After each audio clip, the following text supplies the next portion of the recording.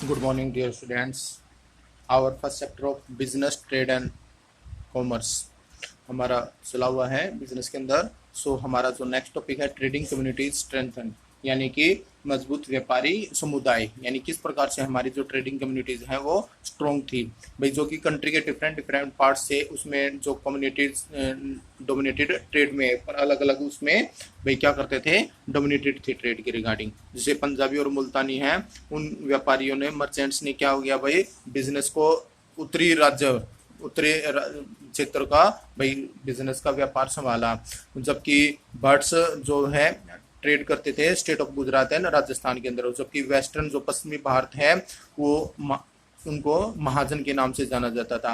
और जो आपका साउथ में किस नाम से इनको भाई एक प्रकार से जो भी है छठ के नाम से उनको जाना जाता है भाई।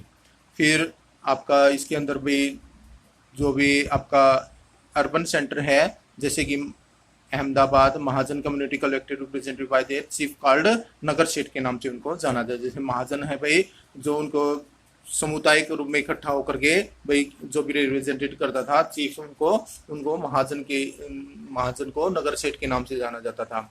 Other urban group including professional classes such as भाई, दूसरे अलग जो प्रोफेशनल हैं उनमें कौन कौन से वर्ग इंक्लूड किए गए हैं, जैसे हकीम और वैद, जो भी डॉक्टर फिजिशियन थे, वकील, लॉयर, पंडित और मुल्ला, टीचर जिनको हम नाम से जानते थे, पेंटर, म्यूजिशियन, कैलीग्राफर एक्सेट्रा भी जो सुलेखक होते हैं कैलीग्राफर, इनके नाम से उनको जाना जाता था। इनमें अब मर्चेंट कॉर्पोरेशन भी किस प्रकार से, मर्चेंट कॉर्पोरेशन एक प्रकार से जो मर्चेंट कम्युनिटी है वो कहाँ से ली गई है, किसको ड्राइव करते हैं, derived power prestige from the guilds which were autonomous corporation of that formed to the protecting the interest of the traders। एक प्रकार से जो कॉर्पोरेशन ऑर्गेनाइजेशन थे वो फ्रेम किए गए थे, उनके मेंबरशिप और जो प्रोफेशनल कोड ऑफ कंडक्ट थे उनके खुद के रूल्स उन्होंने भाई डिटरमाइन किए हुए थे। और even kings were supposed to accept and respect trade and industry taxes were also a major sources of revenue। और किंग्स का भी एक प्रकार से यही सोर्सेज मेन था भाई, जो भी ट्रेड का टैक्सेस और रेवेन्यू के से जनरेट करने की मेन इनकम भी यही थी इन इंडस्ट्री और ट्रेड से ही। ऑक्ट्रोय ड्यूटी एक प्रकार से और ट्रेडर से अलग से चार्ज की जाती थी, और अलग अलग आर्टिकल्स भाई इंपोर्टेड जो भी गुड्स होती थी उनके अलग अलग चार्जेस होते थे। They were paid either in cash और इन काइंड, भाई या तो वे कैश में दे देते थे या भाई कैश के समान और किसी चीजों में दे देते थे। Custom duty varied according to the commodities, tariff varied from province to province, यानी भाई आपका जो राज्य टू राज्य, जो प्रोविंस है, जो क्षेत्र टू क्षेत्र अलग अलग होता था भाई टैरिफ भी। They ferried tax was another sources of income generation, दूसरा sources of income of generation था आपका ये टैरिफ। एक प्रकार से ये जो टैरिफ है paid for passenger goods, cattle and cards के माध्यम से लिया जाता था टैरिफ ये। The right to receive the labour tax was usually transfer to local bodies, एक प्रकार से ट्रांसफर कर दिया जाता था लेबर टैक्स को लोकल बॉडीज को। The guild chief dealt directly with the king or tax collectors and settled the market toll on the behalf of its fellow merchants at a fixed sum of money। एक प्रकार से भाई जो भी Kings या जो भी टैक्स कलेक्टर है उन्होंने मार्केट टोल को सेटल कर दिया था, जो कि एक fix sum of money merchants की तरफ से पे किया जाता था। The guild merchants acted custodian of religious interest, they undertook the task of building temples and made donation by levying a corporate tax on their members। The commercial activities enabled big merchants to gain power in the society। एक प्रकार से क्या merchants के commercial जो activities थी वो merchants के माध्यम से पावर ऑफ सोसाइटी को पावर देती थी, लाभ मिलता था। अब आपके मेजर ट्रेड सेंटर इंडिया के अंदर कौन कौन से थे एंशिएंट टाइम में? There were all kinds of the towns, port towns, manufacturing towns, mercantile towns and scared center and pilgrims towns। भाई हमारे यहाँ पे इंडिया के अंदर वही बहुत सारे जो टाउन्स थे, नगर थे, जैसे कि बंदरगाह कस्बे हो गए, निर्माणी नगर, मैन्युफैक्चरिंग, और आपका जो मर्केंटाइल नगर, आपका रिलीजियस एंड पवित्र, एक प्रकार से सेक्रेटेड सेंटर हो गया, पिलग्रिम्स टाउन्स हो गया। In index of prosperity of merchants communities and professional classes क्या क्या है भाई, किस किस भागों में इनको बांटा हुआ था? तो trade centre in ancient India में कौन कौन से थे हमारे? सबसे पहले Pataliputra. Known as a Patna today, जिसको हम पाटलिपुत्र जो है पटना के नाम से जो अज्ञात जाना जाता है। एक प्रकार से केवल कॉमर्शियल ट्रेड यानी टाउन नहीं है, बल्कि ये क्या है, major centre for export of stones भी बहुत बड़ा मेजर सेंटर था। वो एक प्रकार से नियरा तक जो आपका एक्सपोर्ट स्टोन के लिए सेंटर था ये।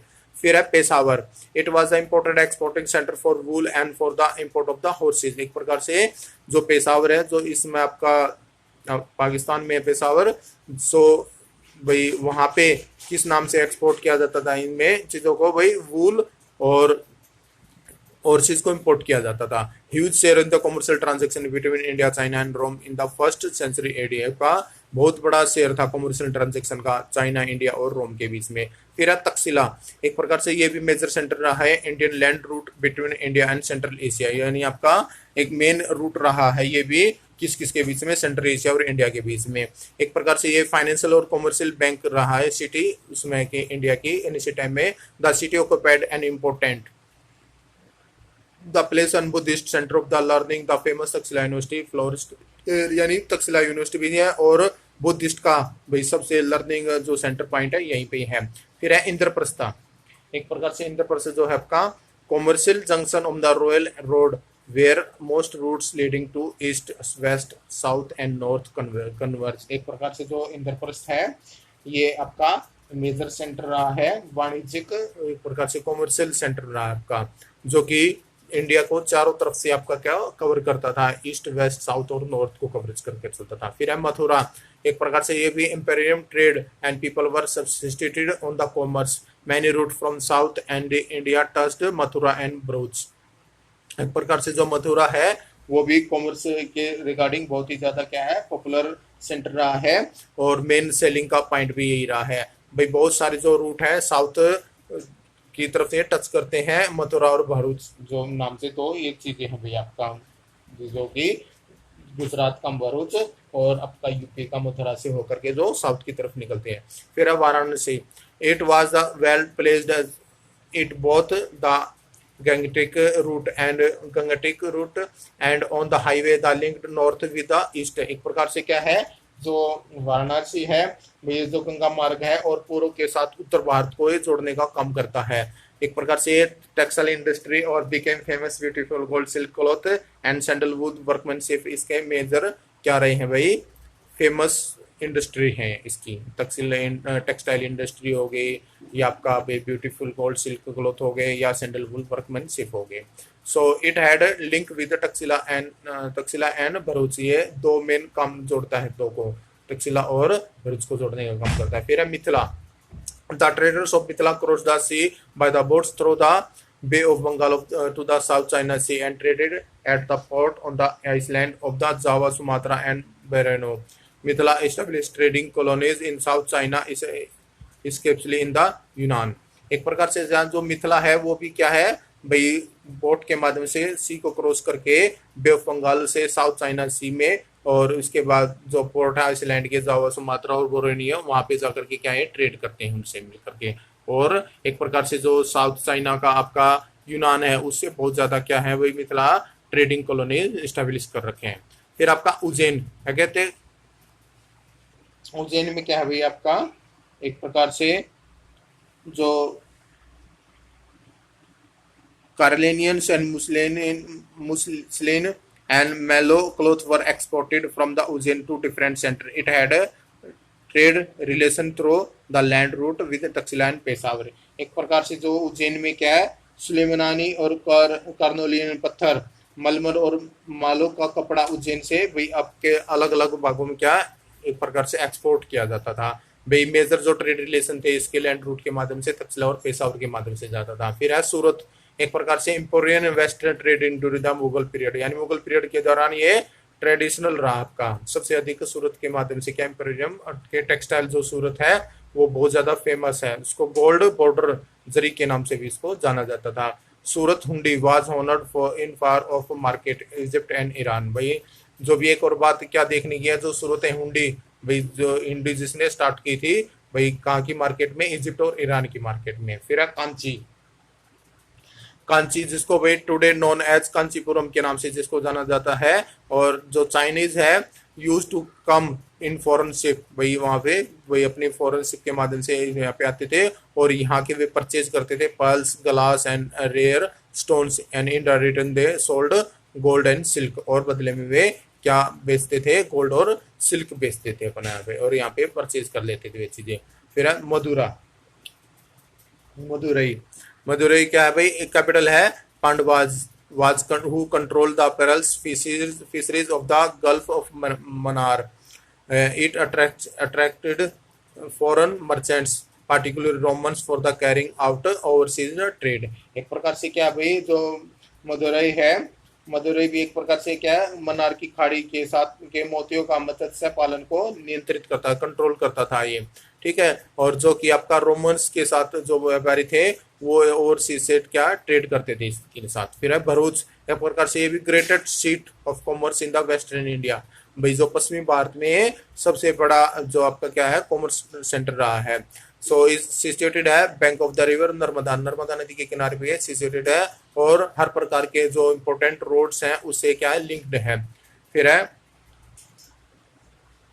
कावेरीपट्टम, कावेरीपट्टा आल्सो नेम कावेरीपट्टनम के नाम से भी इसको जाना जाता है, एक प्रकार से साइंटिफिक कंस्ट्रक्शन सिटी है और प्रोवाइडेड करती है loading unloading and strong facility of mercantile, एक प्रकार से बहुत ज्यादा स्ट्रॉन्ग है, और इसको क्या है एक प्रमुख भाई जो भी है गुड्स जो लाने ले जाने के नाम से, भाई जो भी माल को इधर से उधर करने के नाम से भी इसको मेजरली जाना जाता है। Foreign trader and their headquarter in this city, वो जो फॉरेन ट्रेडर हैं उनके हेडक्वार्टर भी इसी सिटी में है, और उनको कन्वीनियंट है place of trade from Malaysia, भाई मलेशिया के साथ आराम से Indonesia, China and far east, बहुत पूरी जो एरिया है उसके साथ आसानी से ट्रेड करते हैं।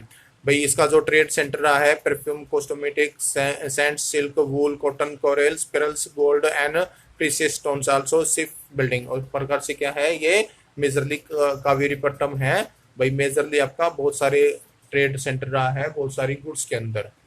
फिर है आपका ताम्रलिप्ति, लिप्ति, ताम्रलिप्ति क्या है भाई, ये भी एक प्रकार से ग्रेटर स्पोर्ट्स है जो कि कनेक्टेड है both by sea and land, दोनों एरिया से है, और कहाँ पे भाई ये west and the far of the east, दोनों जगह से वेस्ट और भाई जो फार है ईस्ट दोनों से जुड़ता है।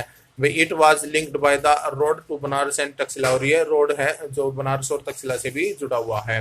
फिर है मेजर एक्सपोर्ट एंड इम्पोर्ट्स, आपके इंडिया के अंदर मेजर एक्सपोर्ट और इम्पोर्ट्स कौन कौन से हैं भाई। Export consisted of spices, wheat, sugar, Indigo, opium, same oil, cotton, parrot, liver, animal and animal products, hides, skin, furs, horns, tortoise, shells, pearls, spears, quarters, crystals, lips, and lozuli, granites, and turquoise and copper etcetera, ये आपका majorly क्या India exports करता है अपने goods जो भी हैं। और इम्पोर्ट्स कौन कौन से करता था भाई, include horses, animal products, Chinese silk, flax और flax and linen, wine, gold, silver, tin, copper, lead, rubies, corals and glass, amber etcetera, ये चीजें क्या है इंपोर्ट करता था चाइना से आपका इंडिया, भाई जो विदेश से आती थी आयातों में। फिर आपका position of Indian subcontinent in the world economy first AD up to 1991, भाई किस प्रकार से आपकी भाई जो भी इंडियन सबकॉन्टिनेंट्स की भाई क्या पोजीशन थी इंडियन वर्ल्ड इकोनॉमी के अंदर इंडियन सबकॉन्टिनेंट्स की। भाई between the first and the 7th century CE आपका India is estimated to have the largest economy of the ancient and medieval world, controlling about the 1/3 and 1/4 of the world wealth. एक प्रकार से जो क्या है हमारा पहली और 7th century में के बीच का जो भी है आपका इंडियन आपका प्राचीन और मध्ययुगीन कालीन के लगभग 1/3 या 1/4 दौलत को नियंत्रित करते थे, यानी लगभग 1/4 होने गया, सबसे बड़ी इकोनॉमी अनुमान लगाया गया था इसका, भी सबसे बड़ी इकोनॉमी थी हमारी यहाँ पे पूरे वर्ल्ड के दौरान। So the country was often referred to the Saunbhumi and Saundip in the writings of many travelers such as Megasthenes, Faxian, Fahian, and Huyen Taksang, and Alberni, 11th century, Ibn Battuta, 11th century, Frenchman, फ्रांकोसी से 17th century and others they repeatedly refer to the prosperity of the country. एक प्रकार से बहुत सारे जो foreigners जो India के अंदर आए थे और उन्होंने अपनी बुक्स के अंदर लिखा हुआ था भाई इसको भाई स्वर्ण भूमि और स्वर्ण द्वीप के नाम से इसको जाना जाता था। The pre colonial period in India history was age of the prosperity for Indian economy and made European America great voyage of discovery. एक प्रकार से क्या भाई यहाँ पे ईस्ट इंडिया कंपनी के आने से पहले भाई क्या था, हमारा बहुत ही क्या प्रकार से इंडियन इकोनॉमी थे वो बहुत ही स्ट्रॉन्ग थे, बहुत ही ज्यादा प्रख्यात थी हमारी ये। Initially they came to plunder but soon realize the rewards of trade and its exchange gold and silver. एक प्रकार से बहुत ही जल्दी क्या हुए भाई यहाँ पे सोने चांदी के व्यापार के बदले क्षेत्रों को बहुत ज्यादा पुरस्कार का एहसास हुआ, यानी वहाँ पे वे गोल्ड एंड सिल्वर के लिए यहाँ पे ट्रेड करने के लिए फॉरेन से आते थे। Despite the growing commercial sector it is evident that the 18th century India was far behind Western European technology, innovation and ideas। एक प्रकार से क्या है लगभग 18वीं शताब्दी में ही जो इंडियन टेक्नोलॉजी है और इनोवेशन और एक प्रकार से क्या है भाई जो आइडियाज है वो बहुत अधिक पीछे था वेस्टर्न यूरोप से, हर चीज हर जगह को मिला करके।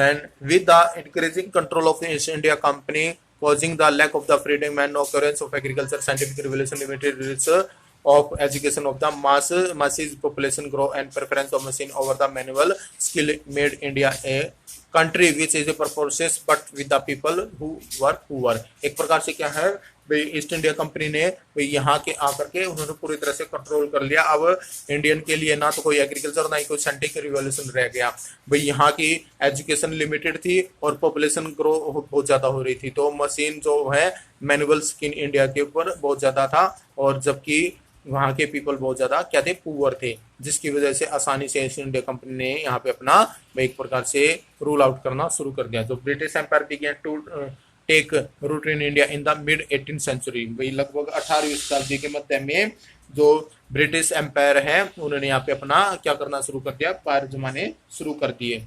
और the East India company used to revenues generated by the province under its rule of purchasing Indian raw materials, spices and goods। एक प्रकार से जो भाई यहाँ पे उन्होंने ईस्ट इंडिया कंपनी ने लगातार अपने भाई जो प्रोविंस में एक प्रकार से जो प्रांत थे उनके माध्यम से अपना उन्होंने जो रूल आउट करके इंडियन रॉ मटेरियल और स्पाइसेस और गुड्स के जरिए उन्होंने यहाँ पे रेवेन्यू जनरेट करना शुरू कर दिया था। जो कंटिन्यूस इनफ्लो था गुड्स का वो लगातार क्या है भाई of the bullion the used to come account of the foreign trade stopped it. और जो हमारे यहाँ पे विदेशों में जो भी ट्रेड होता था वो उन्होंने यहाँ पे स्टॉप कर दिया था बिल्कुल ही। This change is the condition of Indian economy begin an export of the processed goods to exporter of the raw material and buyer of manufacturing goods. So इस प्रकार की जो एक्टिविटीज थी वो केवल इंडिया के अंदर भाई केवल और केवल अब एक गुड्स को बाहर से भेजने के बजाय बाहर से मंगाने वाला खरीदार केंद्र बन गया था, केवल यहाँ पे कच्चे माल का ही एक केंद्र बन गया था इंडिया का।